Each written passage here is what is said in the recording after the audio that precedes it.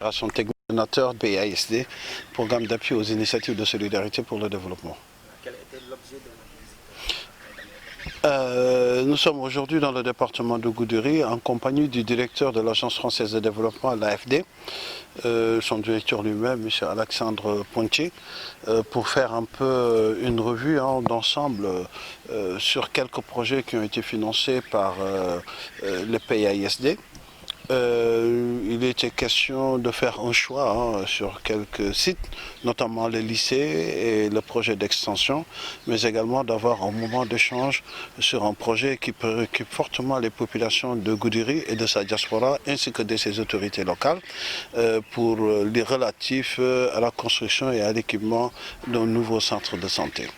Donc nous avons eu l'occasion, après la visite du lycée, de visiter le terrain qui a été affecté par le maire de Goudiri,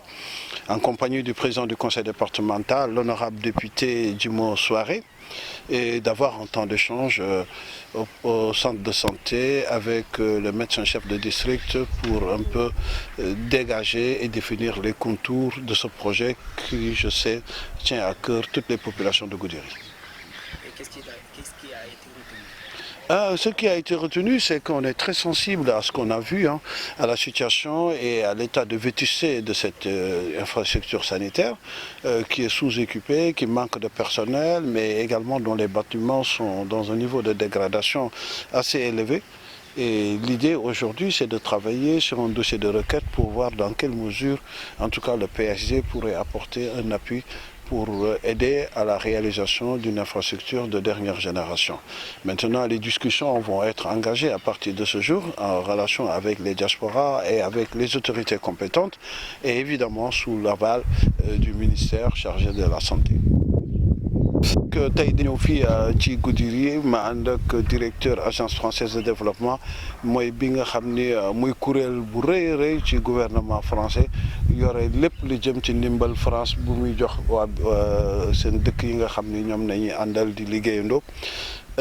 Kuréel boobu moom moo financé PAISD di programme bi nga xam ne day jàppale doomu Sénégal yi nekk bitim réew ci lépp lu ñu bëgg a am def ko ndimbal ci seen dëkku cosaan. Tey ci wàllu boobu ñëw nañu dem ci lycée bi nga xam ne PAISD moo ko defoon ñu nekk ci defaat ñaareelu phase bi pour mottali première liggéey bi nga xam ne jotoon nañ ko def ci at yi weesu xool nañ ko jot nañu waxtaan ak population bi waxtaan ak diaspora bi waxtaan ak élus locaux yi notamment président Djimo Soare ak itam maire bi Thiédel Diallo ak mbooloo bi ñu àndaloon yëpp ñuy seen collaborateur am kontante trop bañ fi fekkee itam diaspora bu bare mu ñëwoon fii tombé ci événement boobu nekk na waxtu bu am solo ci ñun parce que feddali nañ leen suñu coloré wax leen itam suñu mbekke pour ànd ak ñoom gunge leen ci li nga xam ni ñoom ñu ngi koy sumb. Ci beneen fànn bi mooy dem nañu ci l'hôpital bi waxtaan ak waa hôpital bi waxtaan ak docteur bi